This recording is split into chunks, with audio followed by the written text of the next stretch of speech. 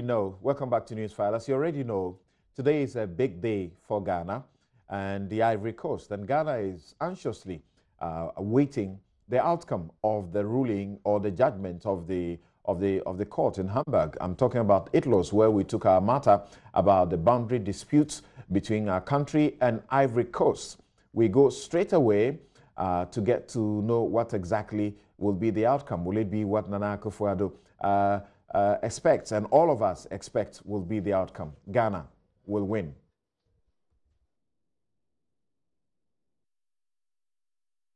Order of the 25th of April 2015 and 4, and consequently to invite the parties to carry out negotiations in order to reach agreement on the terms of the reparation due to Côte d'Ivoire, and B, to state that if they fail to reach an agreement within a period of 6 months, as from the date of the judgment to be delivered by the special chamber, the said chamber will determine those terms of reparation on the basis of additional written documents dealing with this subject alone. End of quote, Mr. President.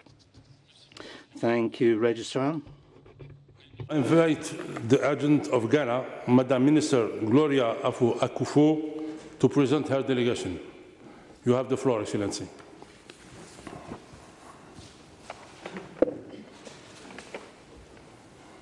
Mr. President, members of the Special Chamber, as Attorney General and Agent of the Republic of Ghana, it is my honor to introduce the delegation of the Republic of Ghana, which include the following: Mr. Godfred Dame, Deputy Attorney General and Co-Agent; Mrs. Helen Awu Ziu, Solicitor General and Co-Agent; Professor Philip Sands, QC; Mr. Fui S. Chikata, Counsel; Ms.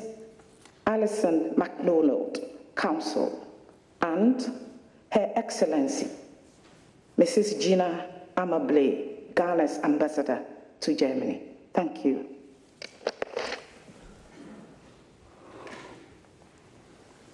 I thank you, Minister Afua Akufo.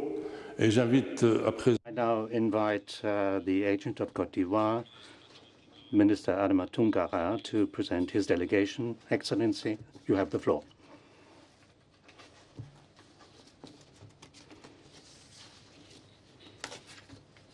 Mr. President, members of the Special Chamber, it is my honor to present to you the list of the Ivorian delegation present here today. Minister Thierry Tano, Minister of Oil and Energy and Development of Renewable Energies, head of the delegation. Maître Adama Camara, Special Counselor of the Prime Minister. Mr. Dri Kofi, General Director of Hydrocarbons. Dr. Diaby Ibrahima, General Director of Petrosi, co-agent of the Republic of Côte d'Ivoire. Mr. Aouma Kochane Hanel, who is the Chargé d'Affaires at the Embassy of the Côte d'Ivoire in Germany. Monsieur Lucien Kouakou, engineer at the General Direction of Hydrocarbon. Madame Tezaï, assistant to the agent. Mr. Hugues Hervé Blay, who is a journalist at RTI. Maître Michel Pitron, advocate at the Paris Bar.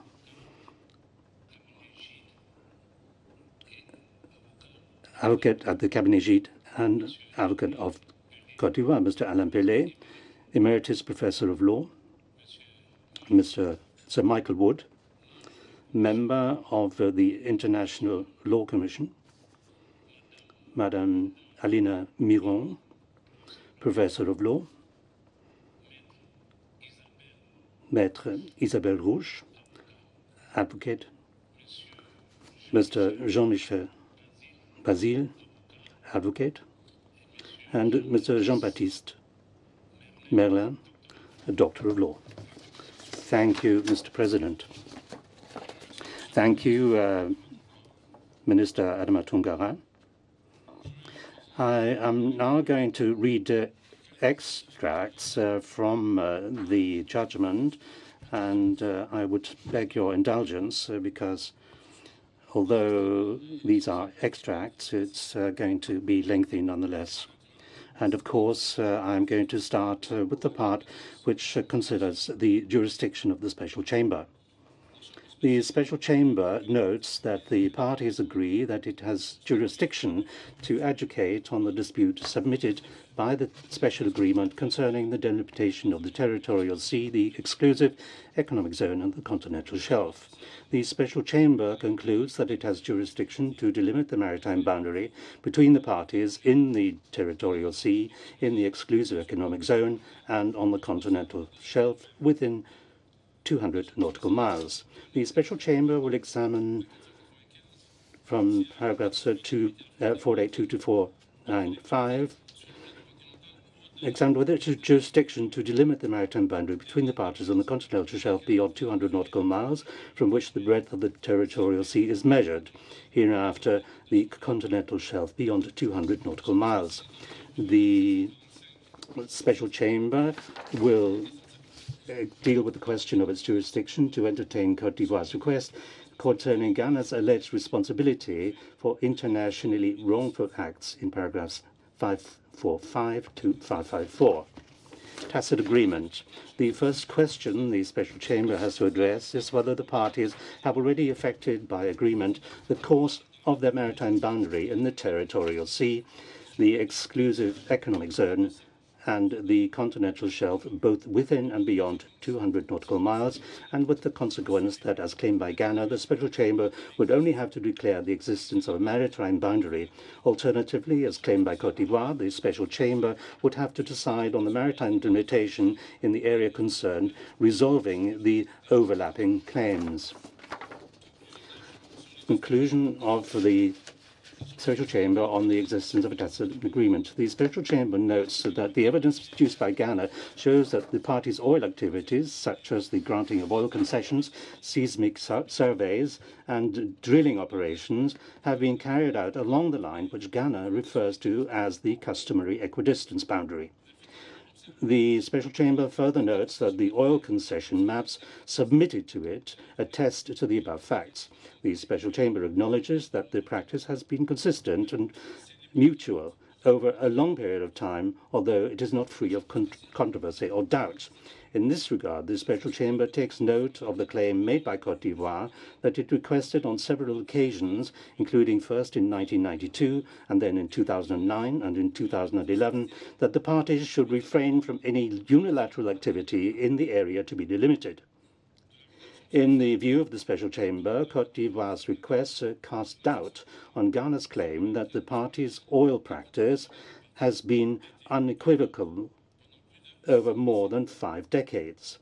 In any event, as far as the party's oil practice is concerned, whether or not its character is unequivocal or not is the main consideration of the Special Chamber.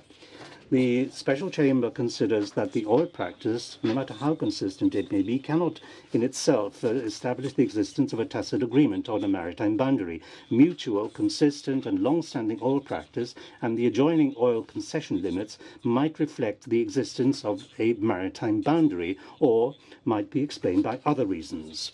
Thus, the proof of the existence of a maritime boundary requires more than the demonstration of long-standing oil practice or adjoining oil concession limits.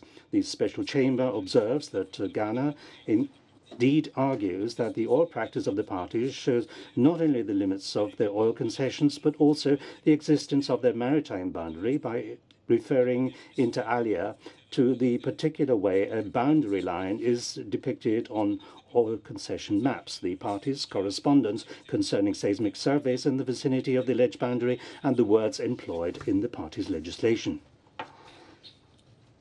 As far as oil concession maps are concerned, the Special Chamber is not convinced that these maps show not only the limits of oil concession, but also maritime boundaries, as Ghana claims.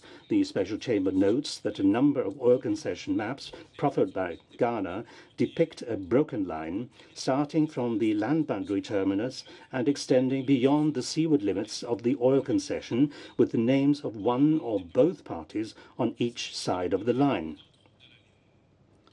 In the absence of a clear reference to an international maritime boundary on the maps, it is difficult to accept that such depiction of a line is an indication of an international maritime boundary.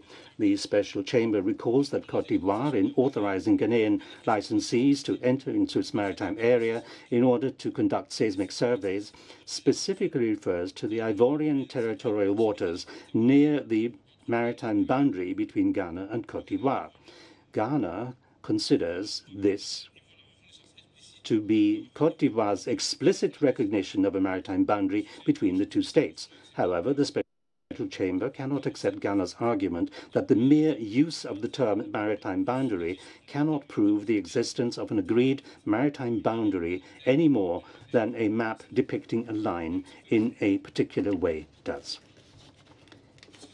As regards the decree of the 29th of July 1957, the Special Chamber cannot accept, for the reasons set out above, Ghana's argument that it is the first example of legislation recognizing the existence of the maritime boundary between the parties. With respect to the Presidential Decree 70618, the Special Chamber finds it difficult to accept, for the reasons set out above, that it constitutes compelling evidence establishing a tacit agreement on a maritime boundary.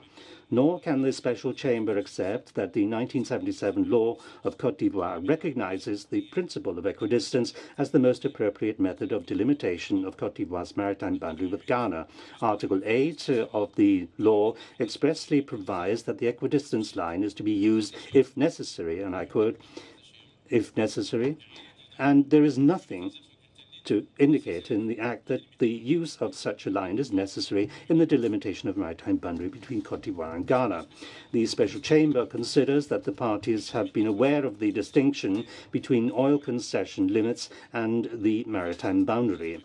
The awareness that oil concession limits and the maritime boundary are distinct is clearly reflected in the parties' attempts to delimit their maritime boundary by negotiation, first in 1988, then in 1992, and eventually from 2008 to 2014. It is also reflected in the parties' submissions to the CLCS. In the Special Chamber's view, Côte d'Ivoire has been particularly cautious in making sure that the limits of its oil concession blocks are distinct from those of its maritime jurisdiction, as the provision in its oil concession contract states, nor was Ghana unaware of such a distinction, as its letter to Tulo in 2011 testifies. As regards the bilateral exchanges in 1988 and 1992, the Special Chamber notes that the parties agree that they took place, but differ as to their exact content and significance in the present dispute. In the Special Chamber's view, the fact that these bilateral changes took place at all is relevant because it shows that the parties recognize the need to delimit a maritime boundary between them. The subsequent bilateral negotiations of the Commission of Maritime Border Demarcation from 2008 to 2014 confirmed the parties' recognition of the absence of a maritime boundary between them. In this regard, the Special Chamber recalls the argument advanced by Ghana that the purpose of the bilateral exchanges and negotiations was simply, and I quote, to formalize, in inverted commas, formalize what the parties had already agreed in practice and in principle. In the Special Chamber's view, even if it may have been the intention of Ghana, there is no evidence to indicate that it was also Côte d'Ivoire's intention. On the contrary, Côte d'Ivoire has made a distinction between oil concession limits and a maritime boundary. Moreover, a close examination of the minutes of the meetings of the Commission on the Maritime Border Demarcation shows that the purpose of the meeting was more than simply formalizing what had already been agreed.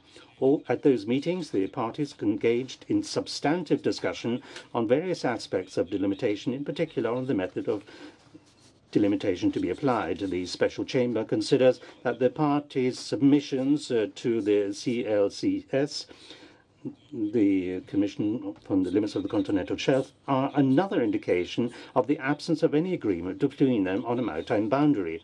The submissions, including the amended submission of Côte d'Ivoire, clearly stated in identical terms that Ghana or Côte d'Ivoire has overlapping maritime claims with adjacent states and has not signed any delimitation agreements with any of its neighboring states to date. They also include a provision that the submission of information to the CLCS is without prejudice to delimitation of the maritime boundary with neighboring states. Ghana's submission specifically refers to the Republic of Côte d'Ivoire as one of the neighboring states, and the Côte d'Ivoire submission likewise refers to the Republic of Ghana as a neighboring state. The Special Chamber observes that states often award and offer oil concessions in an area yet to be delimited. It is not unusual for states to align their concession blocks with those of the neighboring states so that no areas of overlap arise.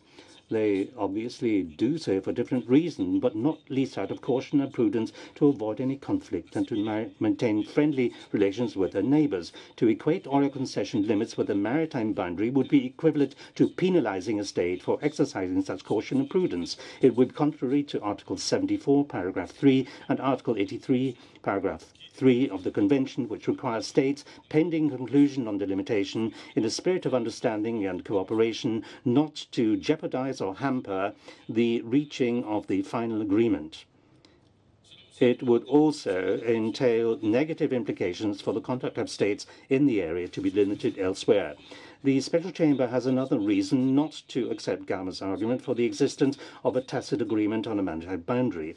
The boundary the Special Chamber has to delimit is a single maritime boundary delimiting the territorial sea, the exclusive economic zone, and the continental shelf. In the Special Chamber's view, evidence relating solely to the specific purpose of oil activities in the seabed and subsoil is of limited value in proving the existence of an all-purpose boundary which delimits not only the seabed and subsoil, but also superadjacent water columns. In light of the foregoing, the Special Chamber concludes that there is no tacit agreement between the parties to delimit their territorial sea, exclusive economic zone, and continental shelf, both within and beyond 200 nautical miles. Estoppel. The Special Chamber now turns to the question of whether estoppel, which Ghana has invoked as a subsidiary argument, is applicable in the present case. The Special Chamber noted that this was essentially based on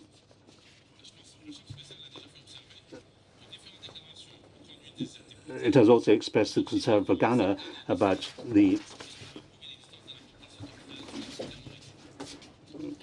in particular, the fact that the negotiations of a maritime boundary were held between the parties indicate the absence rather than the existence of maritime. In the opinion of the Special Chamber, Ghana has not shown that it has accepted this based on the existence, and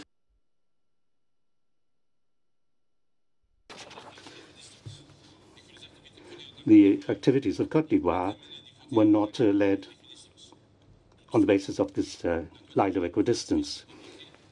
And the limit of this are distinct from that of its maritime jurisdiction. It also expressed its concern concerning the activities in the zone to be delimited. Consequently, the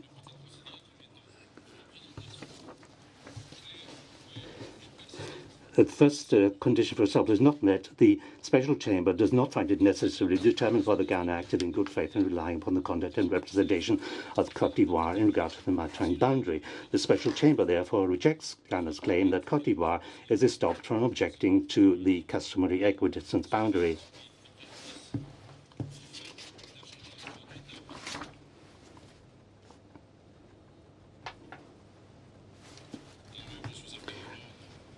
I will try to slow down my reading, says the President. The Special Chamber, therefore, rejects Ghana's claim that Côte d'Ivoire is stopped from objecting to the customary equidistance boundary.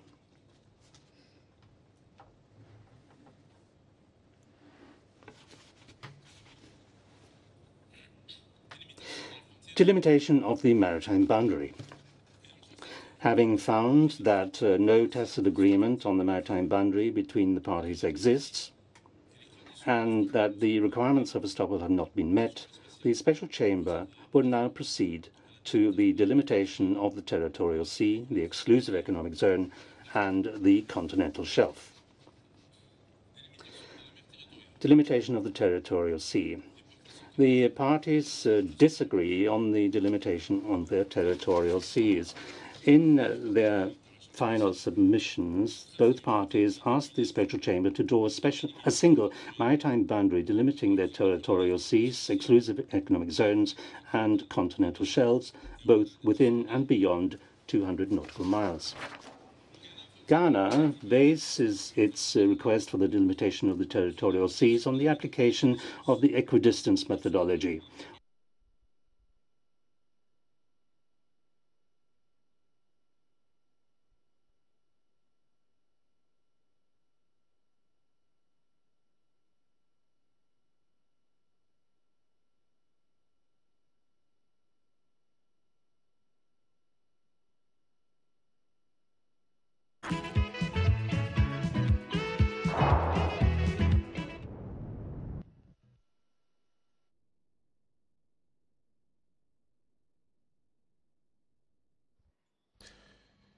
You're here on Newsfile on Joy. This is the Joy News channel, and we are streaming live on the internet and also on myjoyonline.com.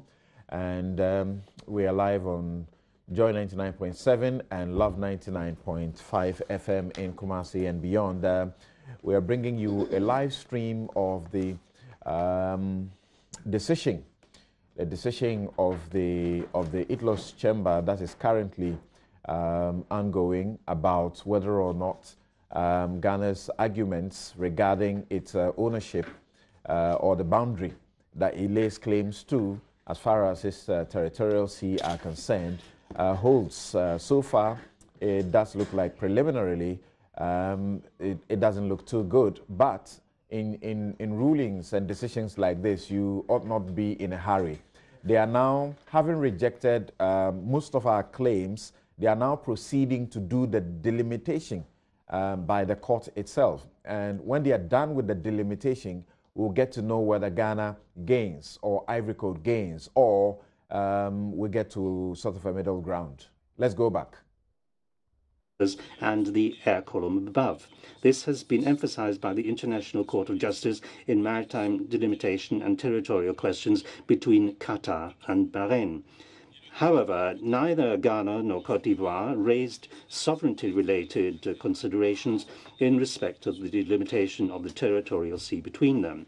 The Special Chamber notes that the parties, in requesting the Special Chamber to delimit a single maritime boundary for the territorial seas, exclusive economic zones, and continental shelves, have implicitly agreed that the same delimitation methodology be used for the maritime spaces. On this basis, the Special Chamber considers it appropriate to use the same methodology for the delimitation of the parties' territorial seas, exclusive economic zones, and continental shelves within and beyond 200 nautical miles. Appropriate methodology for delimitation. The Special Chamber will now proceed to the question of the appropriate methodology for the delimitation of maritime zones on which the parties disagree. The Special Chamber notes that parties agree that under Article 74, Paragraph 1, and Article 83, Paragraph 1 of the Convention govern the delimitation of the exclusive economic zone and continental shelf within 200 nautical miles. The Special Chamber recalls that the parties agreed that the same methodology be used in respect of the delimitation of the exclusive economic zone and the continental shelf within and beyond 200 nautical miles for the delimitation of the territorial sea as well. The Special Chamber observes that the parties disagree, however, on the several issues relating to the delimitation of the territorial sea, the exclusive economic zone, and the continental shelf. In the view of the Chamber, these disagreements may be grouped as follows. First, the parties disagree as to whether the equidistance relevant circumstances methodology is to be considered the preponderant and thus preferable methodology for the delimitation of the exclusive economic zones and the continental shelves, or whether the angle bisector methodology is in principle equally applicable. Second, they disagree as to whether the circumstances prevailing in the case call for the application of the angle bisector methodology.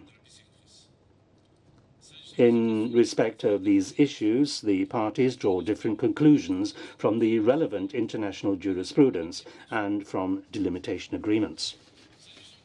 As far as the choice of an appropriate methodology for the delimitation of the exclusive economic zone and the continental shelf is concerned, the Special Chamber notes that no particular methodology is specified in Articles 74, Paragraph 1 and 83, Paragraph 1 of the Convention.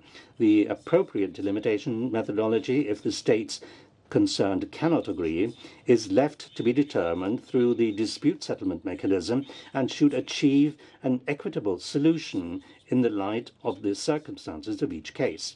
This was emphasized by the tribunal in its judgment on the delimitation of maritime boundary in the Bay of Bengal, Bangladesh, and Myanmar.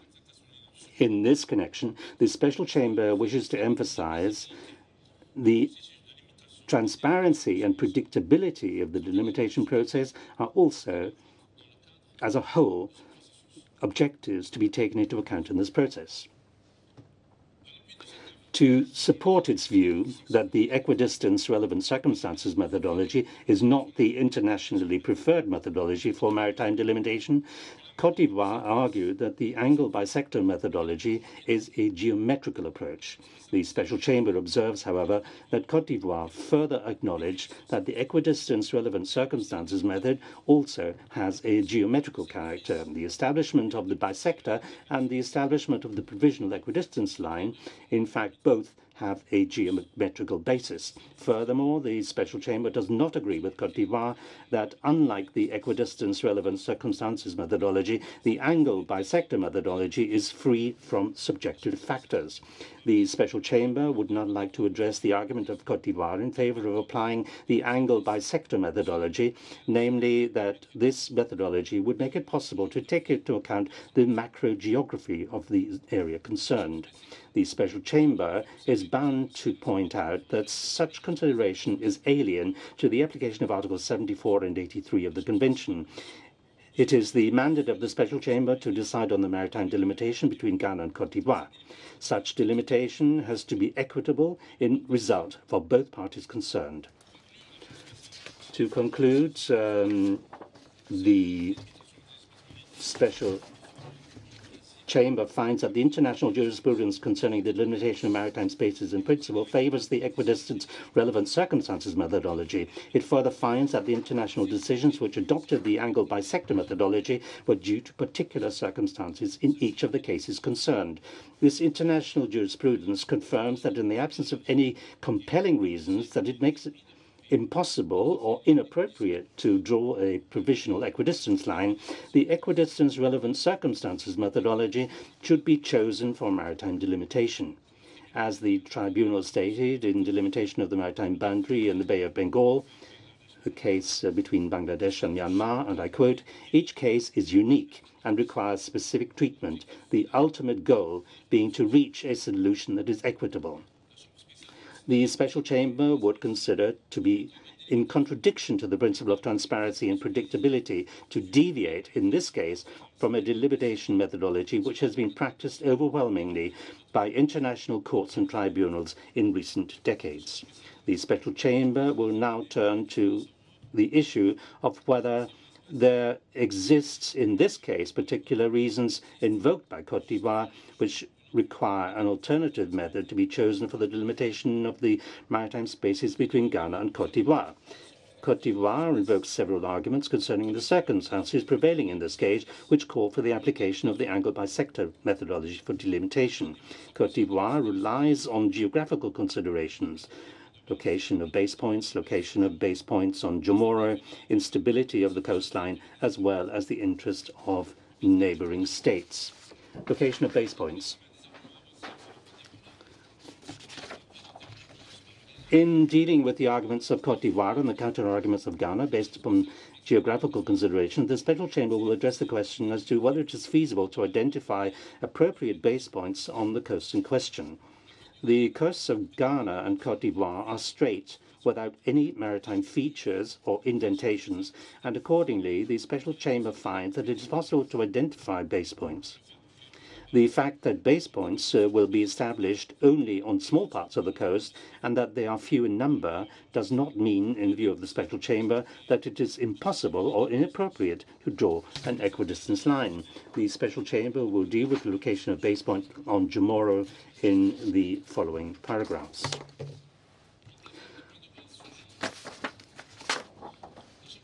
Location of base points on Jomoro.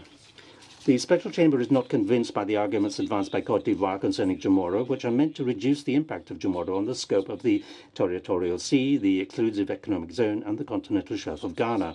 The Special Chamber would like to emphasize that Jomoro is undeniably part of the territory of Ghana and does not constitute a peninsula. In the process of delimiting the territorial sea, the exclusive economic zone, and the continental shelf between Ghana and Côte d'Ivoire, it cannot accordingly be treated like an island or a protruding peninsula which distorts the general direction of the coast or its seaward projection. The different treatment that Côte d'Ivoire attributes to Jomoro compared with the rest of Ghana's territory has, in the view of the Special Chamber, no basis in the factual geographical situation of Jomoro. As far as the placing of base points on Jomoro is concerned, the Special Chamber is equally not convinced by the relevant arguments advanced by Côte d'Ivoire.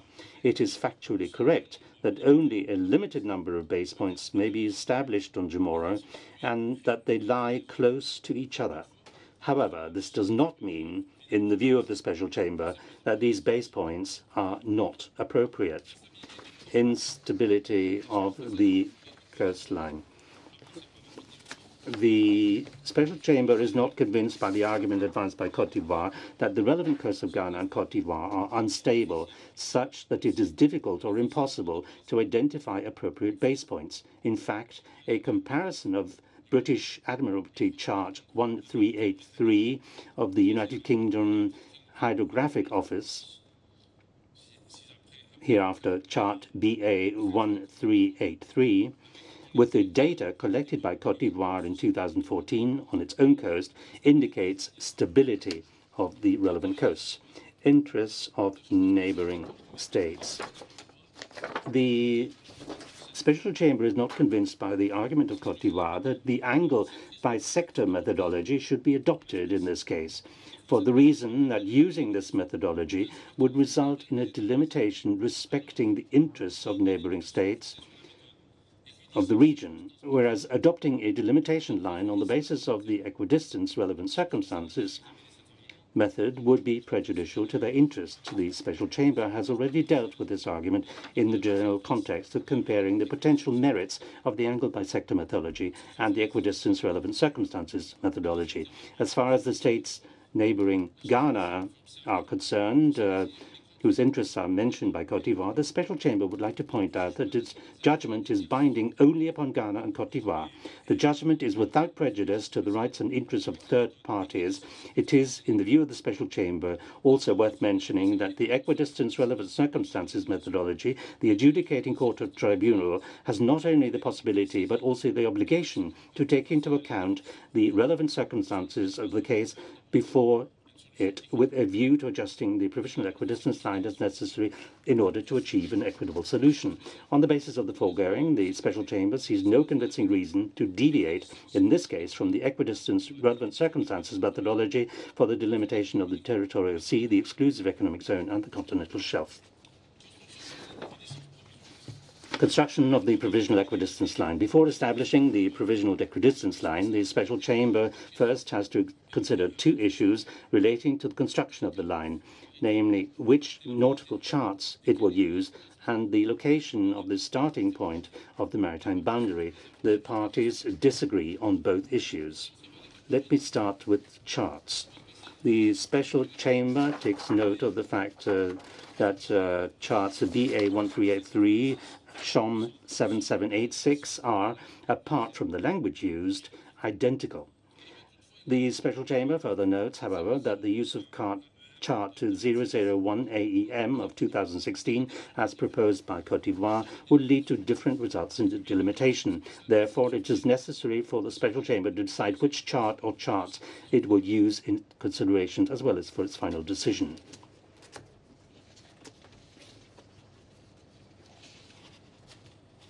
The Special Chamber acknowledges that chart 001 AEM is of more recent origin than chart BA1383. However, the Special Chamber is not convinced by the arguments advanced by Côte d'Ivoire in favor of chart 001 AEM.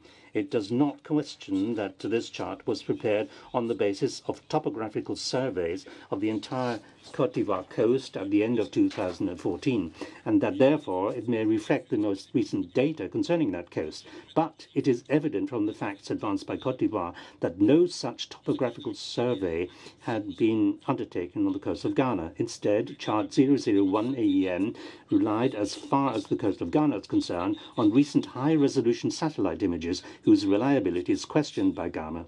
It is not for the Special Chamber to decide whether the satellite-derived bathymetry method used in respect of the coast of Ghana was appropriate and leads to reliable results. Instead, it is of relevance for the Special Chamber that different methods were employed for the survey of the Ivorian and Ghanaian coasts.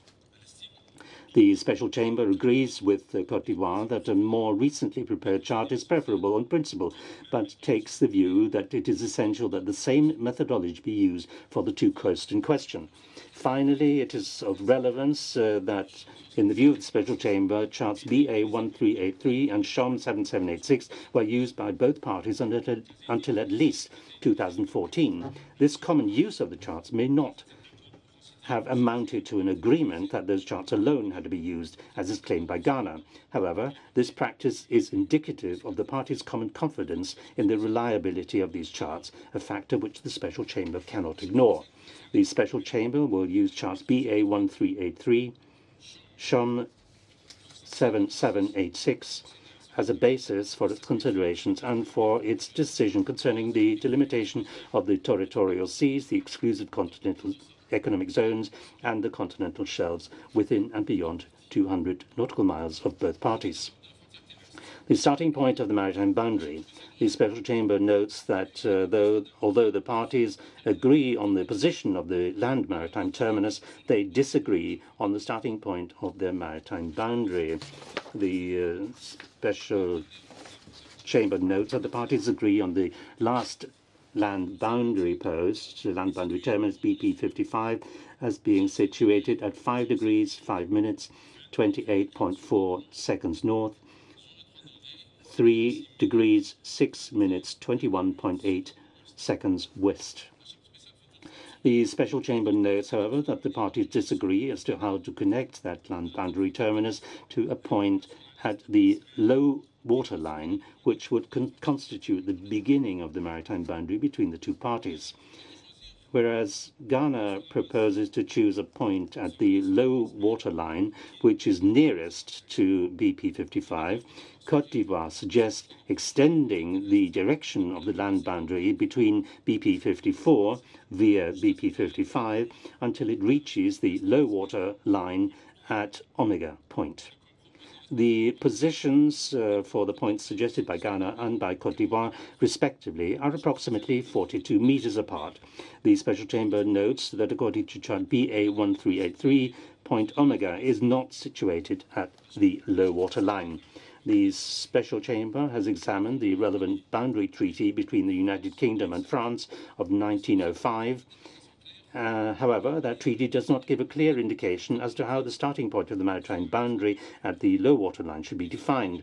The examination of the two starting points for the maritime boundary, as suggested by the parties, leads to the conclusion that their impact on the orientation of any equidistance line is minimal within 12 nautical miles of the coast and non-existent as far as the delimitation of the exclusive economic zone and the continental shelf is concerned.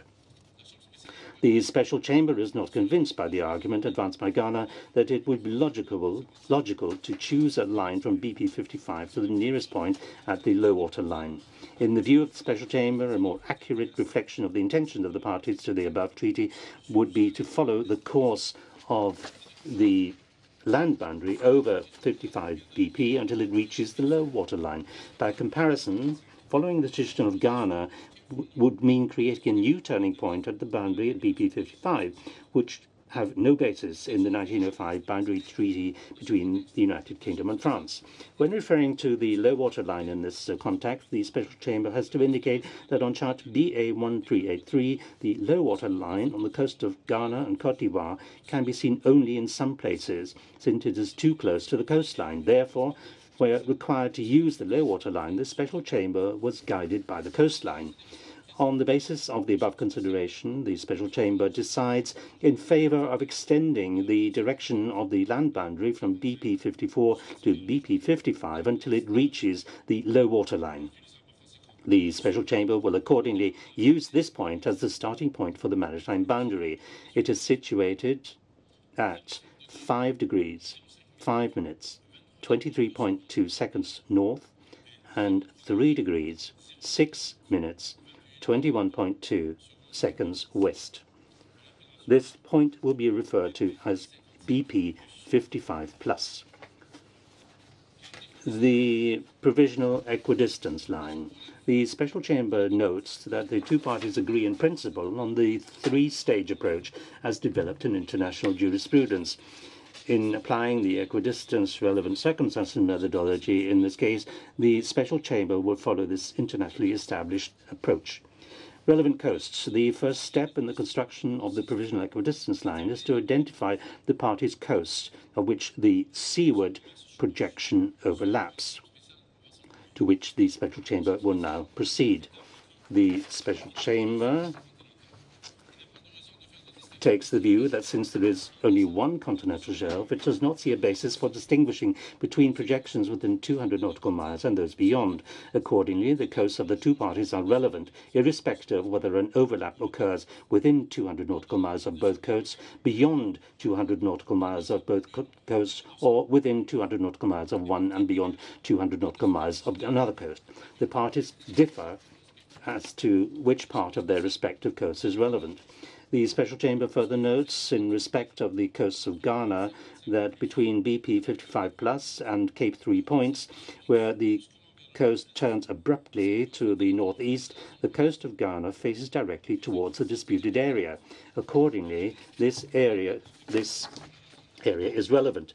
The coast further east faces away from the area to be limited and is therefore irrelevant.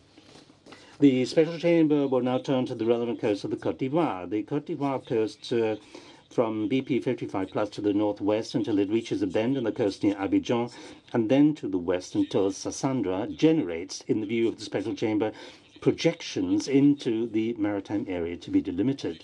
The projections of this part of the coast of Cote d'Ivoire overlap with projections of the Ghanaian coast, and accordingly, this is part of the Ivorian coast and is relevant.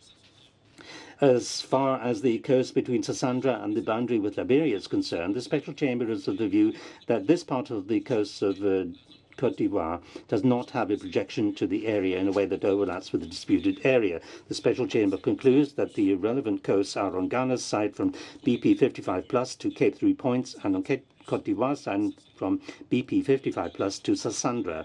The length of the relevant Ghanaian coast is approximately 139 kilometers, and that of Cote d'Ivoire is approximately 352 kilometers.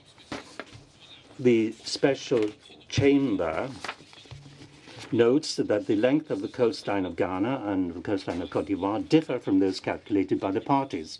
This is due to the technique used in the calculation. The lengths of the relevant coastlines were computed by taking the world vector shoreline data and removing those indentations that would normally be closed by straight baselines. The width of the mouth of each indentation was included, however, that is, the relevant coastline was drawn in such a way as to span each of these indentations. Relevant area. The parties' differing views on the extent of the relevant area have their basis in the differing views concerning the relevant coasts. In the east, the relevant area is, in the view of the Special Chamber, delimited by a line running due south, starting from Cape through points, until it reaches the outer limits of the continental shelf of Ghana. The Special Chamber takes the view that in the west, the relevant area is delimited by a line running due south, starting from Sassandra, until it reaches the outer limits of the continental shelf, as claimed by Cote d'Ivoire in its submission to the CLCS.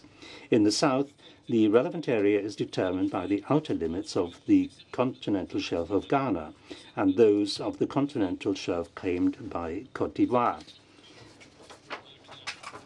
Delimited as set out in paragraphs 383 to 385 above in the view of the Special Chamber, the relevant area covers approximately 198,723 square miles. The Special Chamber is bound to emphasize that it is only possible to give an approximation of the size of the relevant area, since, as set out in paragraph 382, the outer limits of the continental shelf beyond 200 nautical miles have not yet been established. Base points. In the view of the Special Chamber, the disagreement between the parties concerning the appropriate base points stems, in fact, from the disagreements as to which chart is appropriate, as to where these base points, and as to the fact that only a few base points can be identified on Chamorro. The Special Chamber observes that while coastal states are entitled to determine base points for the purpose of delimitation, it is under no obligation to accept these base points identified by either of them. It may select its own base points on the basis of the geographic particularities of the coast under consideration. Having assessed the base points advanced by the parties on the basis of this chart, the Special Chamber concludes that for various reasons the base points suggested by the parties are not appropriate. The base points suggested by Ghana are located several hundred meters seaward of the coast. Therefore, it is doubtful whether these base points properly reflect the geographic configuration of the coast. The base points suggested by Cote d'Ivoire, in turn, fall landward of the coastline. According to Chart BA 1383, it is equally doubtful whether they properly reflect the geographic configuration of this coast. In light of the circumstances of the case and the disagreement between the parties, the Special Chamber has selected base points for the construction of the provisional equidistance line. The Special Chamber identifies base points from BA 1383 by redigitizing the coastline in the relevant location and then using the digitized coastline from both states to compute the equidistance line, identifying the relevant base points along each coastline. The method applied produced a high number of base points, some of which were close to each other. Therefore, the number of base points on each side of the land boundary terminus was reduced by using for each party only the base points furthest and nearest to the land boundary terminus and the ones in the middle. These base points are indicated in paragraph 399 of the judgment. The Special Chamber finds that there are sufficient to establish the provisional equidistance line until it reaches the outer limits of the continental shelf beyond 200 nautical miles. On the basis of these points, a simplified provisional equidistance line was established. This line starts at BP 55 plus and is defined by the turning points at which the direction of the line changes and which are connected by geodetic lines. The coordinates of the turning points are indicated in paragraph 401 of this judgment. From turning point F, such simplified provisional equidistance line continues as a geodetic line starting at an azimuth of 191 degrees, 38 minutes, 6.7 seconds, until it reaches the outer limits of the continental shelf beyond 200 nautical miles. Relevant circumstances. In general, the Special Chamber will now turn in the second stage of the established three-stage approach recognized by international jurisprudence on maritime delimitation and agreed upon in principle by the two parties to the question as to whether relevant circumstances requiring an adjustment of the provisional equidistance line established above exist. Both parties have invoked the existence of relevant circumstances while arguing against the relevant circumstances invoked by the other side. The Special Chamber notes that the two parties argue that the provisional equidistance line should be adjusted on account of the prevailing relevant circumstances. It takes notice of international jurisprudence which has dealt with and identified relevant circumstances. Before the Special Chamber turns to the arguments advanced, however, some general remarks on relevant circumstances are called for in view of the particularities of this case. The overarching objective of maritime delimitation, as set out in Articles 74 and 83 of the Convention, is to achieve an equitable solution. The Special Chamber is aware of the international jurisprudence which has been developed as to which circumstances may be considered relevant. This international jurisprudence has also established the purpose and the limits of the adjustment of the provisional equidistance line. Further to and following the jurisprudence of the ICJ, the Special Chamber emphasizes that while being aware of any delimitation may result in some refashioning of nature, that delimitation must not completely refashion geography or compensate for the inequalities of nature. Concavity, convexity. The Special Chamber will now consider whether the concavity of the coast of Côte d'Ivoire constitutes a relevant circumstance warranting an adjustment of the provisional equidistance line in favor of Côte d'Ivoire. It notes that the configuration of coasts, in particular concavity, has been invoked frequently as a relevant circumstance.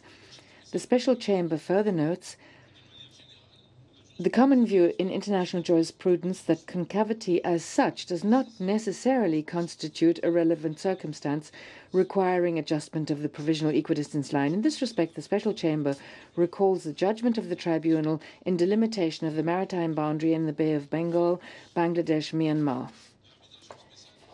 In the view of the Special Chamber, one of the decisive questions on which the parties differ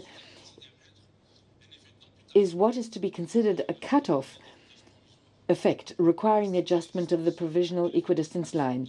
The Special Chamber considers that the existence of a cut-off effect should be established on an objective basis, and that the decision as to the existence of a cut-off effect must take into account the relevant area in which competing claims have been made. The Special Chamber accepts that the coast of Côte d'Ivoire is concave, although such concavity is not as pronounced as in, for example, the case of the Bay of Bengal. The Special Chamber also acknowledges that the coast of Ghana is convex, which enhances the effect of the concavity of the coast of Côte d'Ivoire. Owing to this concavity, combined with the convexity of the coast of Ghana, some cut-off effect exists to the detriment of Côte d'Ivoire. Such a cut-off effect only affects the projection of the Côte d'Ivoire's coast east of Abidjan, and this cut-off only comes into being 163 nautical miles from base point 55 plus. The seaward projection of the relevant coast of Côte d'Ivoire from Abidjan to Sassandra, however, extends beyond 200 nautical miles as claimed by Côte d'Ivoire.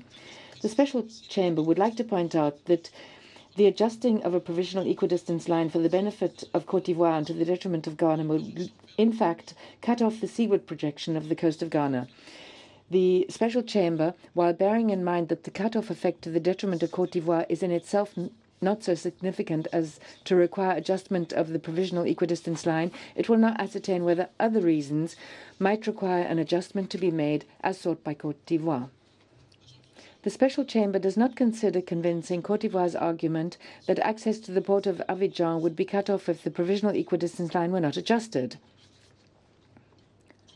As already established beforehand, the cut-off effect only comes into being at a distance of approximately 163 nautical miles from base point 55 plus along the provisional equidistance line. The Special Chamber would like to point out that freedom of navigation is guaranteed in the exclusive economic zone by Article 58, Paragraph 1 of the Convention. Taking this into account, in the view of the Special Chamber, Côte d'Ivoire has not substantiated its concern that ships heading for the port of Abidjan would face restrictions when parting through the exclusive economic zone of Ghana. Substantiating an argument of the provisional equidistance line would have needed greater justification than merely raising a concern in general terms.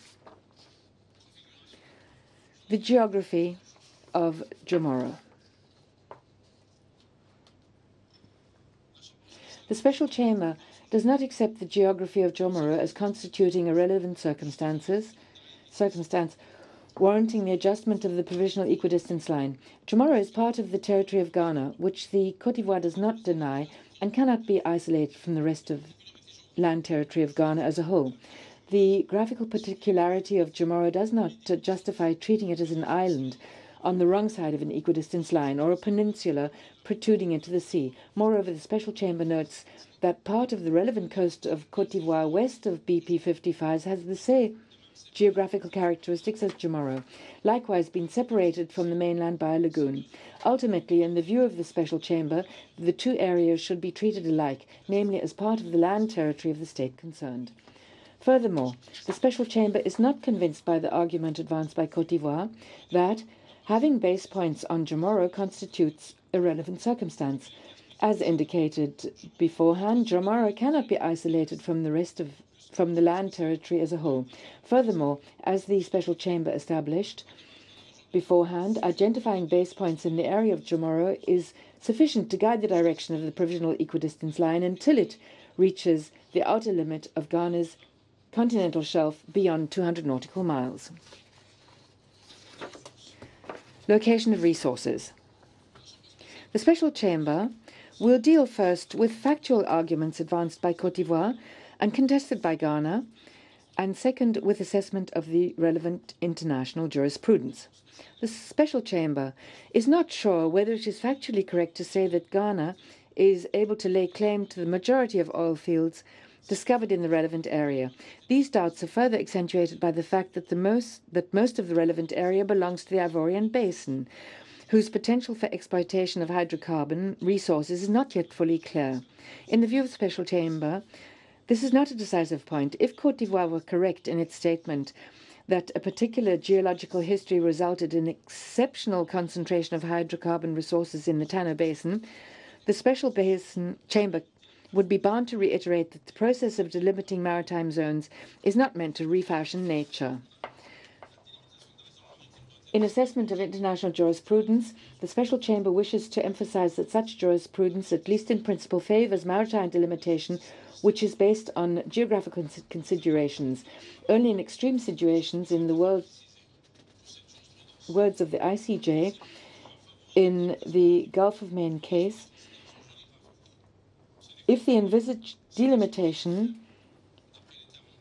was likely to entail catastrophic repercussions for the livelihood and economic well-being of the population of the countries concerned.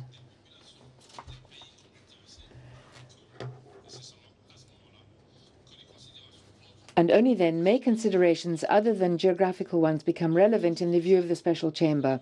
Côte d'Ivoire has not advanced any arguments which might lead the Special Chamber to deviate from such jurisprudence. On the basis of above considerations, the Special Chamber concludes that the location of maritime mineral resources cannot be considered a relative circumstance in this case. Conduct of the parties. The Special Chamber now considers whether the parties' conduct can constitute a relative circumstance requiring an adjustment of the provisional equidistance line. The Special Chamber notes that Ghana's arguments in respect of tacit agreement, estoppel, and conduct of the parties as a relative circumstance essentially rely on the same statements, acts, and omissions of the two parties over decades. The Special Chamber has already indicated that the conduct of the parties falls short of proving that a tacit agreement on the maritime boundary exists between the parties, or that the conditions for estoppel are met.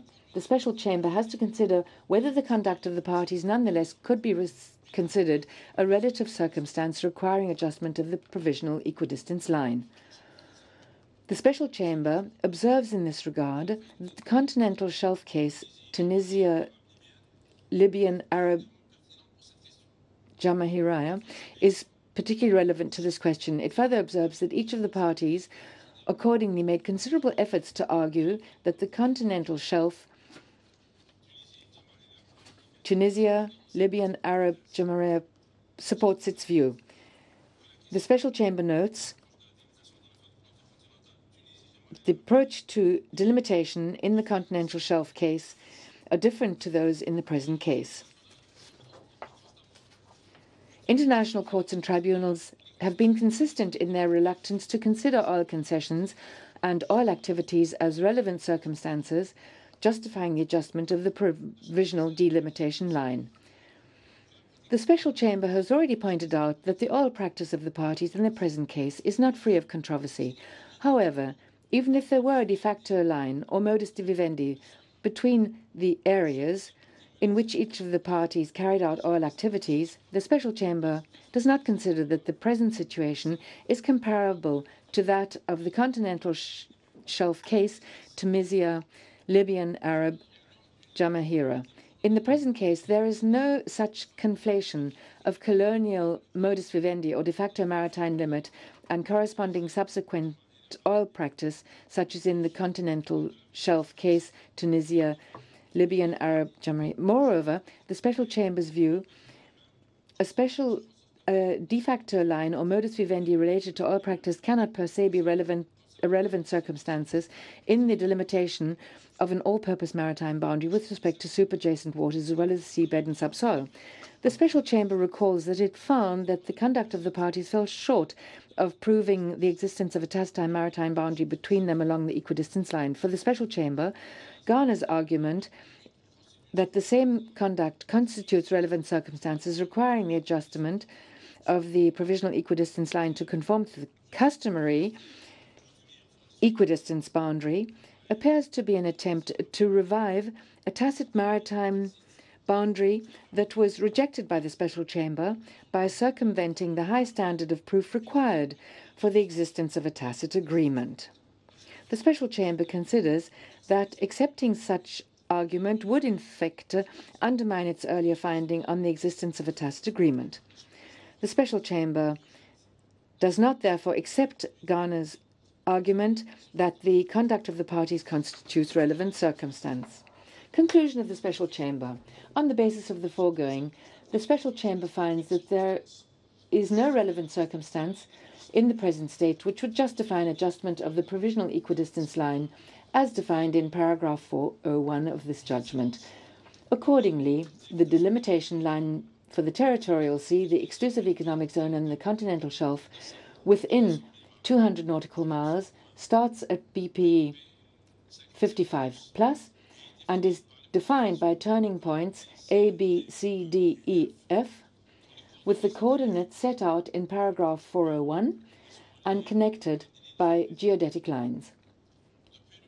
From turning point F, the delimitation line continues as a geodetic line starting at an azimuth, the coordinates of which are in paragraph 401, until it reaches a point which is located 200 nautical miles from the baselines from which the breadth of the territorial seas of the parties is measured.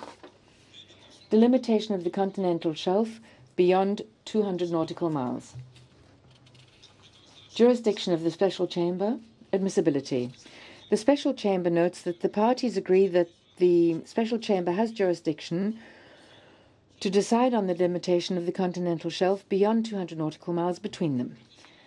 Nevertheless, the Special Chamber has to decide on its jurisdiction proprio motu and whether the submissions of the parties concerning the continental shelf beyond 200 nautical miles are admissible.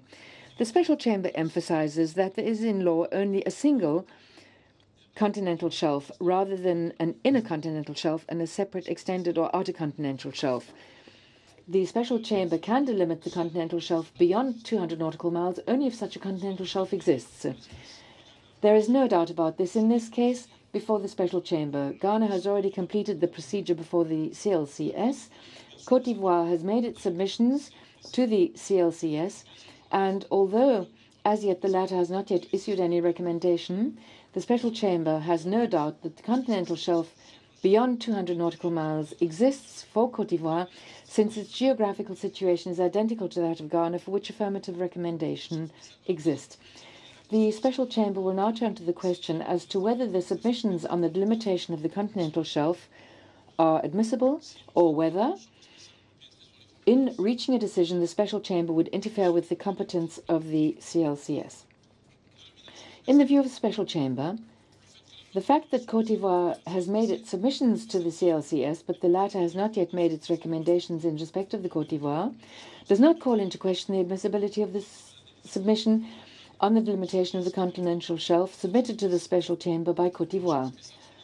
It emphasizes that the functions of the CLCS and of the Special Chamber differ, and it would refer to the judgment of the tribunal in the delimitation of the maritime boundary between the Bay of Bengal, Bangladesh, and Myanmar. In respect of Ghana, the Special Chamber notes that the CLCS already made its recommendations under Article 76, Paragraph 8 of the Convention. Accordingly, there is no risk that the judgment of the Special Chamber might interfere with the functions of the CLCS. On the basis of the above, the Special Chamber decides that it has jurisdiction to decide on the delimitation of the continental shelf beyond 200 nautical miles between the parties, and that their relevant submissions are admissible. Entitlements to the continental shelf beyond 200 nautical miles. In the view of the Special Chamber, the arguments advanced by two parties touch upon several distinct but related issues. The first question is to whether Côte d'Ivoire's amended submission to the CLCS is to be taken into account in these proceedings concerning the limitation of the maritime areas between Ghana and Côte d'Ivoire. The second issue dividing the parties is the potential relevance of the recommendations of the CLCS to Ghana concerning the outer limits of the Ghanaian continental shelf beyond 200 nautical miles in the proceedings before the Special Chamber.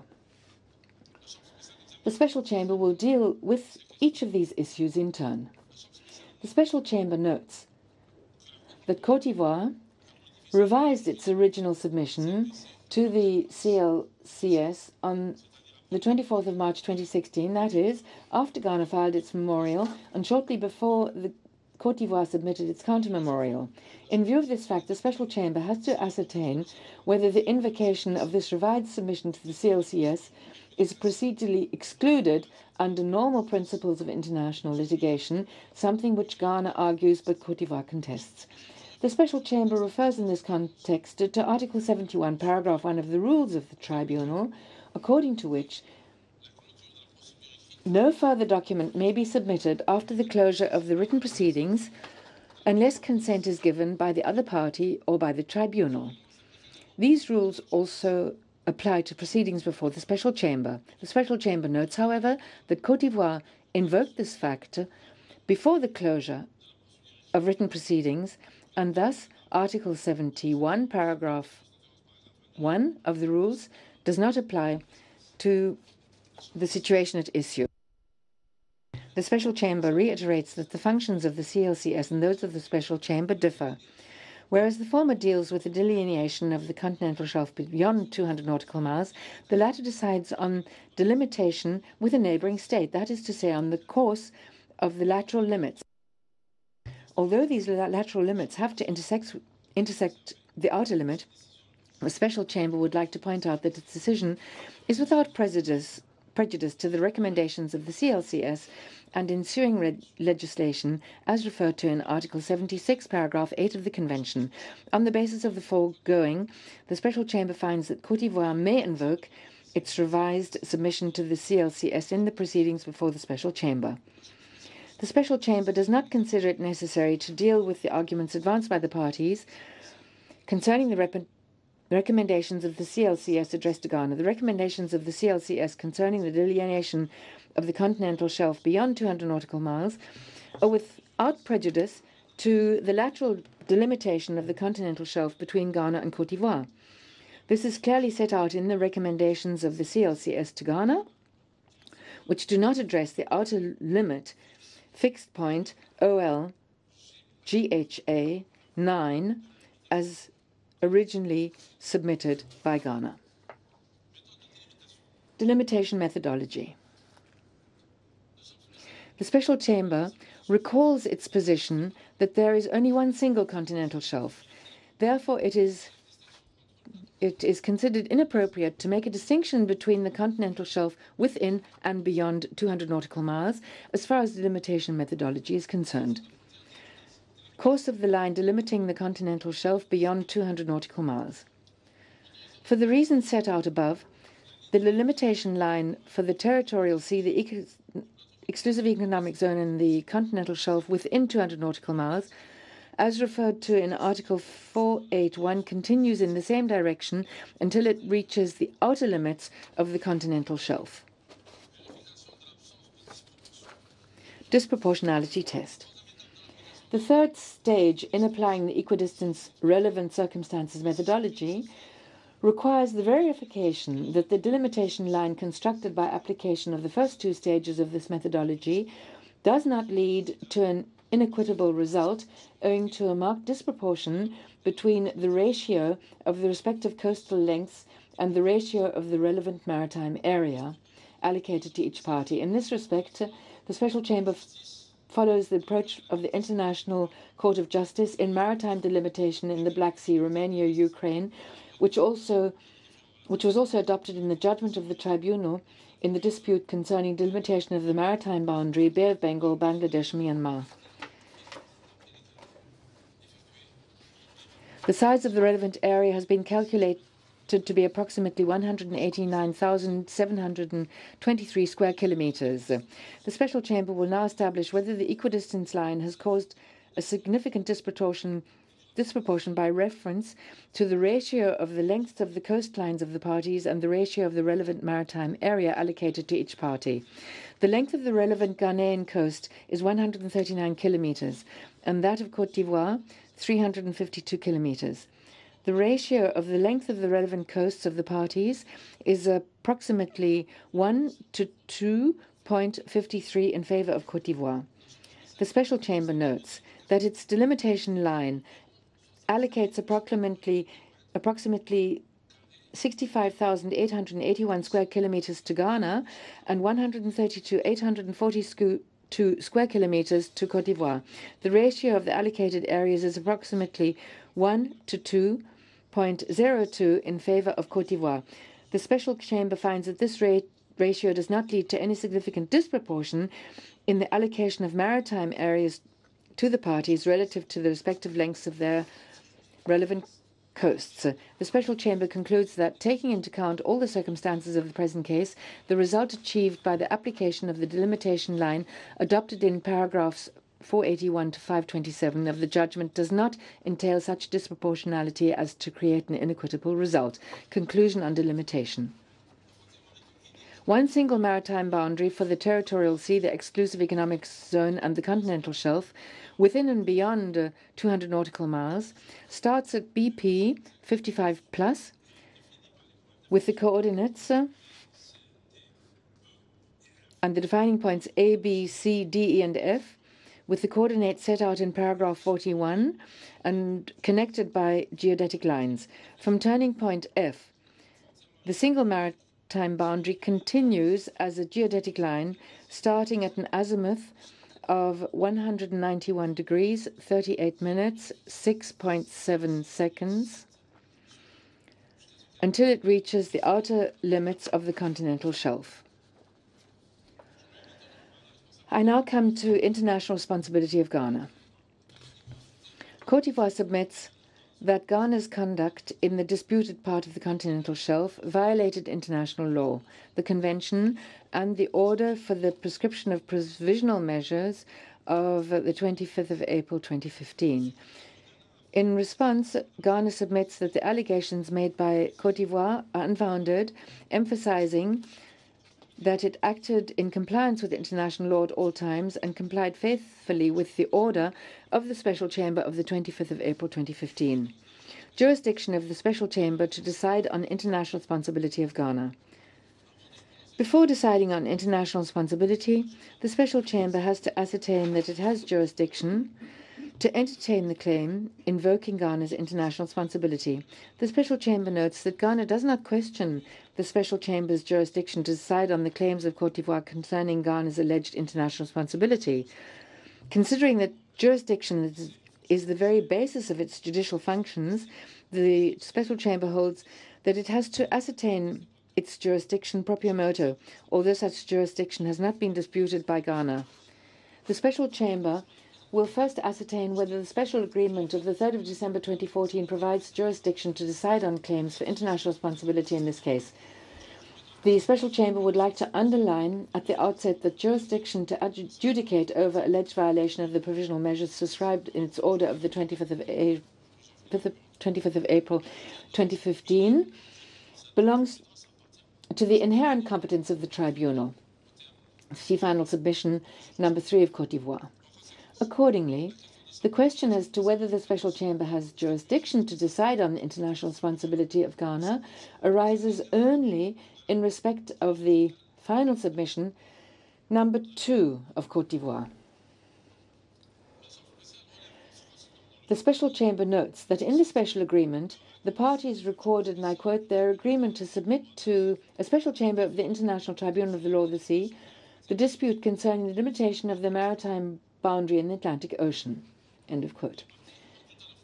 Thus describing, and at the same time limiting the scope of the dispute, the minute of consultations agreed between Ghana and the Côte d'Ivoire of the 3rd of December 2014 described the scope of the dispute in identical terms. The first question to be decided is whether the words dispute concerning the limitation of the maritime boundary in the Atlantic Ocean also embrace a dispute on international responsibility deriving from hydrocarbon activities in the disputed area. The Special Chamber concedes that the word concerning may be understood to include within the scope of the dispute other issues which are not part of delimitation but are closely related thereto. It is evident that the dispute between Ghana and Côte d'Ivoire on international responsibility rose out of the delimitation dispute between them. However, in the view of the Special Chamber, it would stretch the meaning of the words dispute concerning the limitation of their maritime boundary too much to interpret in such a way that it included a dispute on international responsibility. On the basis of these considerations, the Special Chamber concludes that its jurisdiction to decide on final submission number 2 of the Côte d'Ivoire concerning alleged international responsibility of Ghana is not covered by the special agreement by which the dispute concerning delimitation was submitted to it. Therefore, the Special Chamber will now ascertain whether the parties, following introduction of the proceedings, have implied by their conduct in the pleadings on the merits that they accepted the jurisdiction of the Special Chamber to deal with the claim concerning Ghana's international responsibility. International jurisdiction has accepted that the jurisdiction of an international court or tribunal may be broadened by the conduct of the parties in the proceedings forum prorogatum. As mentioned beforehand, Ghana has not objected to the Special Chamber deciding on the allegation that it is internationally responsible. On the contrary, in its reply, as well as at the hearing, Ghana argued against the claim made by Côte d'Ivoire. Ghana denied that it had breached general international law or its obligation under the Convention, although set out in the order of the Special Chamber of the 25th of April 2015. In its final submissions, Ghana requested the Special Chamber to reject Côte d'Ivoire's submissions concerning Ghana's request that the Special Chamber to reject Côte d'Ivoire's submissions concerning Ghana's international responsibility is unfounded in substance. This conduct leads the Special Chamber to conclude that Ghana accepted its jurisdiction to decide on the claim of international responsibility on the merits. Therefore, the Special Chamber finds it has jurisdiction to decide on Côte d'Ivoire's claim against Ghana on the matters alleged international responsibility as well as on reparation. Violation of sovereign rights. In its final submissions, Côte d'Ivoire requests the Special Chamber, and I quote, to declare and adjudge that the activities undertaken unilaterally by Ghana in the Ivorian maritime area constitute a violation of the exclusive sovereign rights of Côte d'Ivoire over its continental shelf as delimited by this chamber. Côte d'Ivoire submits that Ghana's unilateral activities in this respect engage the latter's responsibility. In its final submissions, Ghana requests the Special Chamber to adjudge and declare that, I quote, Côte d'Ivoire's claim alleging violation of Côte d'Ivoire's sovereign rights is rejected. Invoking factual and legal grounds, Ghana denies that its activities have violated Côte d'Ivoire's sovereign rights. The Special Chamber notes that the arguments advanced by the two parties touch upon several distinct but interrelated factual and legal issues. As far as facts are concerned, the parties disagree as to whether Ghana should have been aware that a delimitation dispute with Côte d'Ivoire existed, and when it was aware, as to the scope of the disputed area. The parties further disagree about the legal consequences of such knowledge. Although the parties agree on the nature of the rights of coastal states in respect of the continental shelf off their coast, they disagree about the consequences to be drawn therefrom. The parties further agree upon the legal nature of a judgment on delimitation, but again disagree on consequences to be drawn therefrom in the present case. Finally, the parties disagree on the manner in which the compensation claim should be calculated. The Special Chamber will deal with each of these issues in turn as necessary. The Special Chamber notes that although Côte d'Ivoire informed Ghana of a delimitation dispute, the precise date when such information was provided remains unclear. It is not necessary for the Special Chamber to establish this date for the purposes of the present case. The Special Chamber also notes that it is not necessary to establish this date for the purposes of the special case. The Special Chamber also notes that over time, Côte d'Ivoire suggested different methods of delimitation, the consequences of which was that the scope of the maritime area under dispute differed for each of the proposals. In February 2009, Côte d'Ivoire proposed a delimitation based on a meridian. In May 2010, it proposed a different meridian, and in November 2011, Côte d'Ivoire changed its position and advocated the application of the angle bisector method.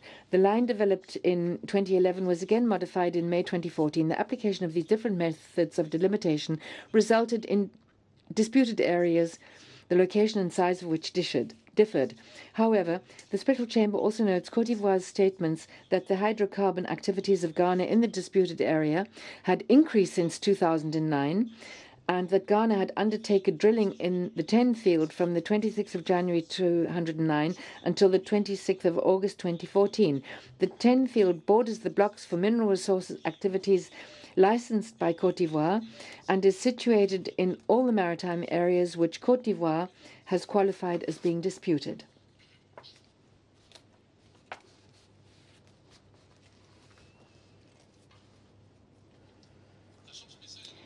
Therefore, the Special Chamber is of the view that Ghana, when carrying out hydrocarbon activities in the 10 field, was or should have been aware that such activities were taking place in an area also claimed by Côte d'Ivoire. On the basis of this consideration, the Special Chamber has now established whether hydrocarbon activities carried out by a state in a disputed area, before the area in question has been delimited by adjudication, may give rise to international responsibility when these activities are carried out in a part of the area attributed by the judgment to the other state. The Special Chamber agrees with the statements of the two parties that the sovereign rights which coastal states enjoy in respect of the continental shelves off their coasts are exclusive in nature, and that the coastal states have an entitlement to the continental shelves concerned without need to make a relevant declaration. However, the Special Chamber disagrees with both parties as to the meaning of a judgment on the delimitation of the continental shelf. The parties consider such a judgment only to be of declaratory nature. but they disagree as to the consequences to be drawn from such a qualification. The Special Chamber emphasizes that in a case of overlap, both states concerned have an entitlement to the relevant continental shelf on the basis of the relevant coasts.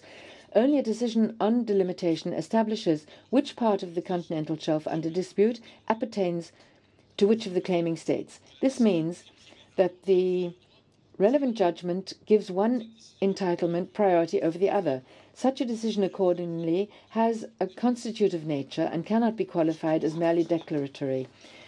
In the view of the Special Chamber, the consequence of the above is that maritime activities undertaken by a state in an area of the continental shelf which has been attributed to another state by an international judgment cannot be considered to be in violation of the sovereign rights of the latter if those activities were carried out before the judgment was delivered and if the area concerned was the subject of claims made in good faith by both states. On the basis of the foregoing, the Special Chamber finds the argument advanced by Côte d'Ivoire that the hydrocarbon activities carried out by Ghana in the disputed area constitute a violation of the sovereign rights of Côte d'Ivoire is not sustainable, even assuming that some of those activities took place in areas attributed to Côte d'Ivoire by the present judgment. Therefore, the Special Chamber finds that Ghana did not violate the sovereign rights of Côte d'Ivoire.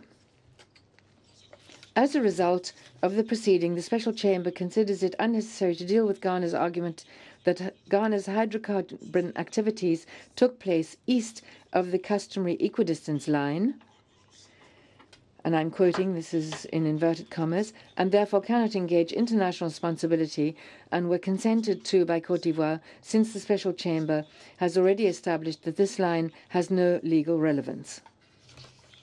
Violation of Article 83 of the Convention. Violation of Article 83, Paragraph 1 of the Convention and customary law obligation to negotiate in good faith. The Special Chamber notes that the obligation under Article 81, Paragraph 1 of the Convention to reach an agreement under limitation necessarily entails negotiations to this effect. The Special Chamber emphasizes that the obligation to negotiate in good faith occupies a prominent place in the Convention, as well as in general international law, and that this obligation is particularly relevant where neighboring states conduct maritime activities in close proximity. The Special Chamber notes, however, that the obligation to negotiate in good faith is an obligation of conduct and not one of result. Therefore, a violation of this obligation cannot be based only upon the result expected by one side not being achieved. Negotiations took place between Ghana and Côte d'Ivoire over 6 years, with 10 meetings between 2008 and 2014. Those meetings all dealt with the issue of maritime delimitation. In the view of the Special Chamber, Côte d'Ivoire has not produced any convincing arguments that these negotiations were not meaningful. Agreement was reached, at least, on the exact location of the land boundary terminus, BP 55, for example. The fact that Ghana tried to preserve the status quo as it saw it is, in the view of the Special Chamber, is not a violation of an obligation to negotiate in good faith. Equally, the fact that Ghana initially closed off the avenue for a judicial settlement is not contrary to the obligation to negotiate in good faith, as Côte d'Ivoire claims. Article 298 of the Convention explicitly permits states parties to exclude certain disputes from compulsory procedures. In conclusion, the Special Chamber takes the view that Côte d'Ivoire has not convincingly substantiated that Ghana did not negotiate in good faith and accordingly dismisses its claim for international responsibility on the basis of a violation of Article 83, Paragraph 1 of the Convention. Violation of Article 83, Paragraph 3 of the Convention. The Special Chamber notes that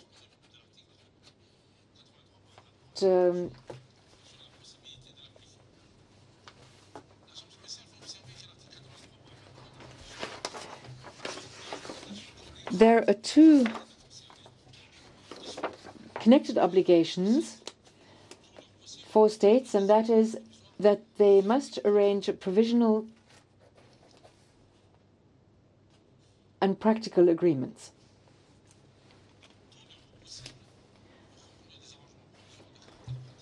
The Special Chamber notes that Article 83, Paragraph 3 of the Convention contains two interlinked obligations for states concerned, namely to make every effort to enter into provisional agreements of practical nature and during this transitional period not to jeopardize or hamper the reaching of a final agreement.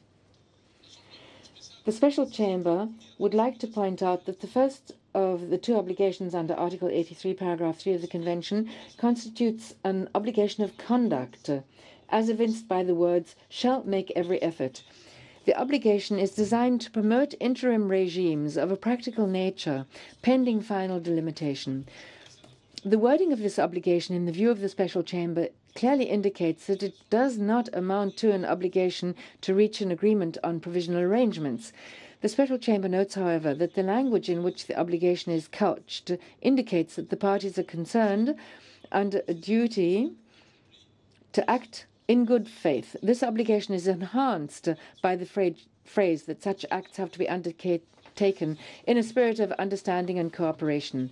As far as the case before it is concerned, the Special Chamber notes that Côte d'Ivoire did not request Ghana to enter into provisional arrangements. Côte d'Ivoire only requested Ghana to refrain from conducting its hydrocarbon activities. As has already been stated, the Special Chamber held that Côte d'Ivoire did not substantiate its claim that Ghana did not act in good faith. In the view of the Special Chamber, it would have been for Côte d'Ivoire to propose the establishment of provisional arrangements of a practical nature and thus to trigger the requisite negotiations. This was all the more necessary since Ghana's hydrocarbon activities had continued over several years.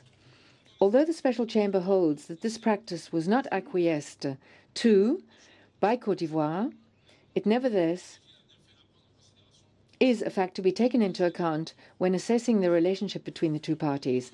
Not having requested Ghana to enter into negotiations on provisional arrangements of a practical nature bars Côte d'Ivoire from claiming that Ghana has violated its obligations to negotiate on such arrangements. The Special Chamber will now turn to the second obligation under Article 83, Paragraph 3 of the Convention, namely, and I quote, during this transitional period, not to jeopardize or hamper the reaching of the final agreement, end of quote. In its view, in interpreting the obligation not to jeopardize or hamper the reaching of a final agreement, account has to be taken of Article 83, Paragraph 3 of the Convention as a whole.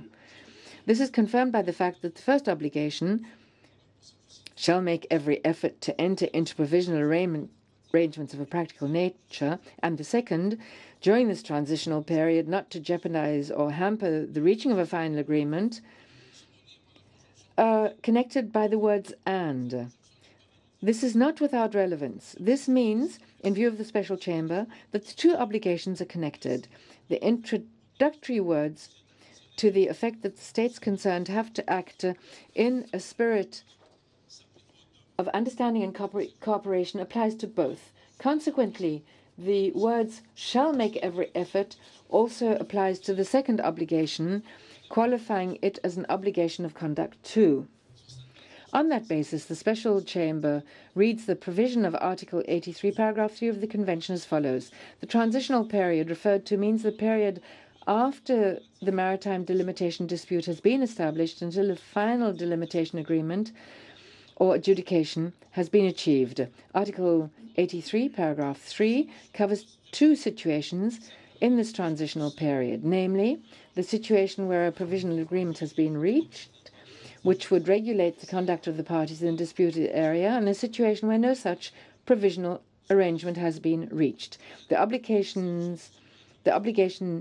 states encounter in respect of a disputed maritime area for which no provisional agreement exists are described in the words not to jeopardize or hamper the reaching of the final agreement.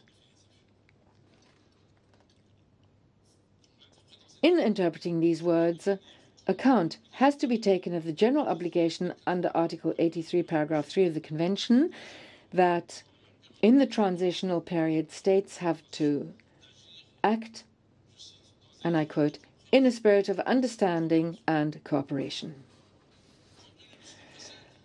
On the basis of the above, it is now for the Special Chamber to decide whether the hydrocarbon activities of Ghana in the disputed maritime area after realizing that the area was also claimed by Côte d'Ivoire, jeopardized or hampered the reaching of a final agreement as claimed by Côte d'Ivoire. The Special Chamber does not come to this conclusion for two reasons. The Special Chamber takes note of the fact that Ghana finally suspended its activities by implementing its obligations in accordance with the order of the Special Chamber of the 25th of April 2015, namely inter alia, to ensure that no new drilling, either by Ghana or under its control, would take place in the disputed area. It would, however, have been preferable if Ghana had adhered to the request of Côte d'Ivoire earlier to suspend its hydrocarbon activities in that area. Finally, the Special Chamber takes into account that Ghana has undertaken hydrocarbon activities only in the area attributed to it.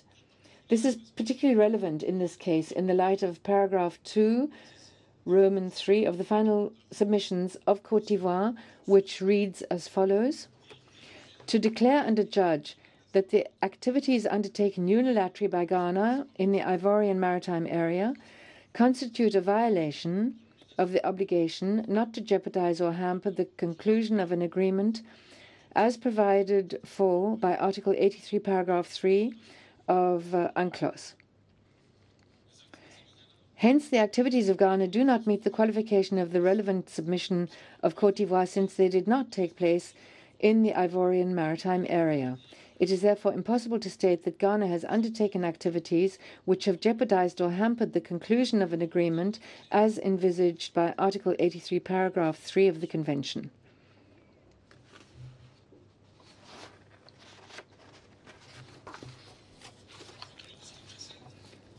On the basis of the foregoing, the Special Chamber finds that Ghana has not violated Article 83, Paragraphs 1 and 3 of the Convention, and accordingly it dismisses the final submission number 2, Roman 2 and Roman 3 of Côte d'Ivoire. Alleged violation by Ghana of the provisional measures prescribed by the Special Chamber. The Special Chamber observes that, in its counter memorial, Côte d'Ivoire alleged that Ghana had violated points A, C, and E of the provision of the order of the 25th of April 2015. The Special Chamber notes that in its rejoinder and during the oral proceedings, Côte d'Ivoire did not maintain the argument concerning subparagraph 1c of the operative part of the order.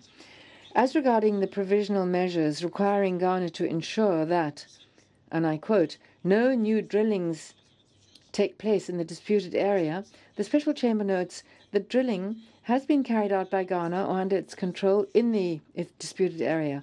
However, it observes that during the oral proceedings, Ghana explained that the only activities it had undertaken were ongoing activities in respect of which drilling had already taken place, and that the purpose of these activities was to ensure the proper production and maintenance of oil deposits. The Special Chamber further notes that Ghana indicated that it had taken the necessary steps in terms of maritime safety in order to protect other users of the sea and of the marine environment. According to the information communicated to it, the Special Chamber notes, however, that drilling activities had been carried out by Ghana or under its control on wells already drilled. These drilling activities constitute ongoing activities for which drilling has already been carried out, and are covered by paragraphs 99 and 100 of its order of the 25th of April 2015. The Special Chamber therefore concludes that, pursuant to the order, no new drilling by Ghana or under its control has been carried out in the disputed area. As regards the provisional measures requiring the parties to pursue their cooperation, the Special Chamber notes that Ghana has contributed to cooperation on several occasions. The Special Chamber observes that during a bilateral meeting held on the 10th of September 2015, Ghana, in response to a letter of the 27th of July 2015 to the agent of Ghana from the agent of Côte d'Ivoire, addressed the questions concerning the activities carried out in the disputed area. It also observes that, in response to a letter from the President of the Special Chamber sent to the parties on the 23rd of September 2016, on the 14th of October 2016, Ghana presented additional information concerning the activities carried out in the disputed area in accordance with paragraph 108, subparagraph 2 of the order for the prescription of provisional measures dated 25th of April 2015. It notes that this additional information was transmitted to Côte d'Ivoire.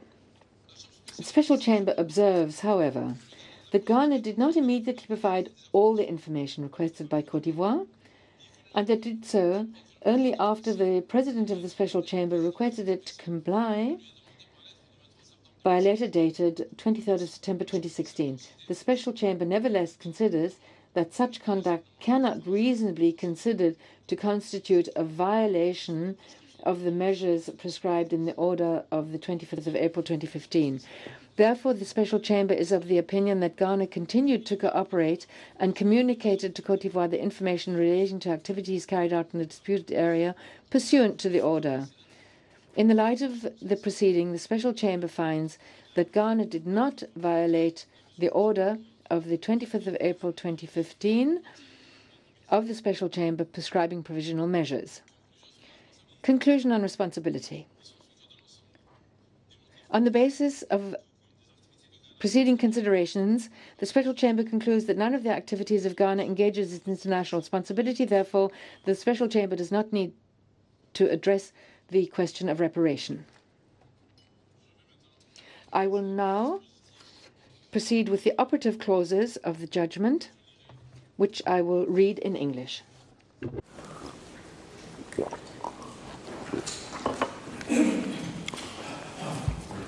Operative clauses. For these reasons, the Special Chamber unanimously finds that it has jurisdiction to delimit the maritime boundary between the parties in the territorial sea, in the exclusive economic zone, and on the continental shelf, both within and beyond 200 nautical miles. Unanimously finds that there is no tacit agreement between the parties to delimit their territorial sea, exclusive economic zone, and continental shelf, both within and beyond 200 nautical miles, and rejects Ghana's claim that Côte d'Ivoire is stopped from objecting to the customary equidistance boundary. 3. Unanimously decide that the single maritime boundary for the territorial sea, the exclusive economic zone, and the continental shelf within and beyond 2,000 nautical miles start at point BP 55 plus with the coordinates 05 degree, 05 minutes, 23.2 seconds north, and 03 degree, 06 minutes, 21.2 seconds west in WGS 84 as a geodetic datum and is defined by turning point at A, B, C, D, E, F with the following coordinates and connected by geodesic line. Point F, 05 degree, 1 minute, 03.7 north second, 03 degrees, 07 minutes, 18.3 second west. Point B, 04 degrees, 57 minutes, 58.9 degrees north, 02 degrees, 08 minutes, 1.4 second west. Point C, 04 degrees, 26 minutes, 41.6 second north, 03 degrees, 14 minutes, 56.9 second west. Point D, 03 degrees, 12 minutes, 13.5 second north, 03 degrees, 29 minutes, 54.3 second west. Point E, 02 degrees, 59 minutes, 04.8 seconds north, 02 degrees, 32 minutes, 40.2 seconds west. Point F, 02 degrees, 40 minutes, 36.4 seconds north, 03 degree, 26 minutes, 36.4 seconds west. From turning point F, the single maritime boundary continues at a geodesic line starting at an azimuth of 191 degrees, 38 minutes, 6.7 seconds until it reaches the outer limits of the continental shelf. Point 4, unanimously finds that it has jurisdiction to decide on the claim of Côte d'Ivoire against Ghana on the alleged international responsibility of Ghana. Point 5, unanimously finds that Ghana didn't violate the sovereign rights of Côte d'Ivoire. Unanimously finds that Ghana did not violate Article 83, paragraph 1 and 3 of the Convention. And point 7 finds that Ghana did not violate the provisional measures prescribed by the Special Chamber in its order of 25 April 2015. Done in English and French, both texts being equally authoritative. In the free and Hanseatic city of Hamburg, this 23rd day of September 2017, in 3 copies, one of which will be placed in the archives of the tribunal and the others transmitted to the government of the Republic of Ghana and the government of the Republic of Côte d'Ivoire, respectively. Judge Peck,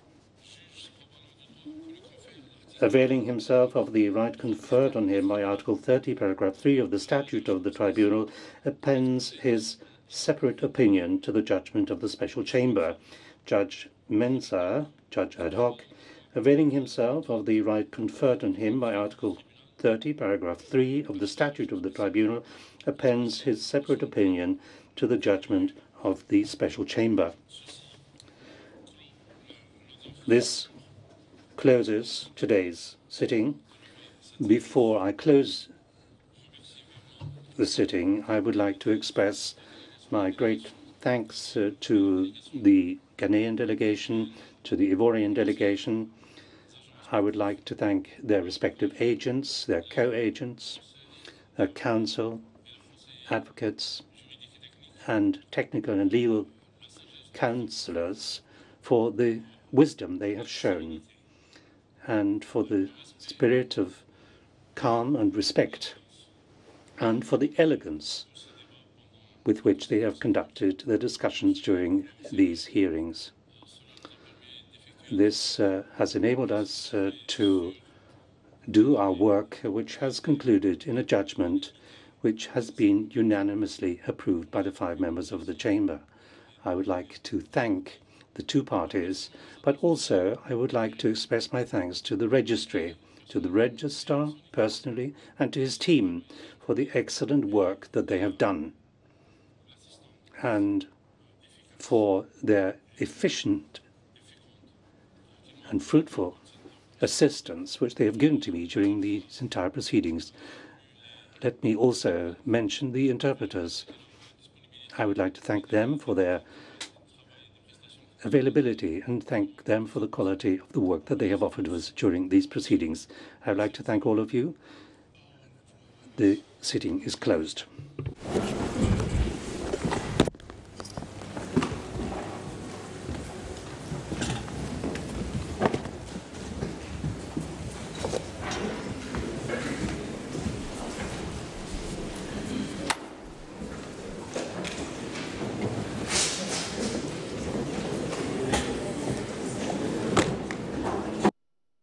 By All right, you're welcome back. This is Newsfile, and we took you to Germany, where very many people still remain unsure of what has happened. We took you to the ruling of the dispute concerning the delimitation of the maritime boundary between Ghana and Cote d'Ivoire, and I'm talking about the judgment that was delivered just a while ago by the Special Chamber of the International Tribunal for the Law of the Sea, constituted to deal with the disputes concerning the delimitation of the maritime boundary between Ghana and Cote d'Ivoire in the Atlantic Ocean.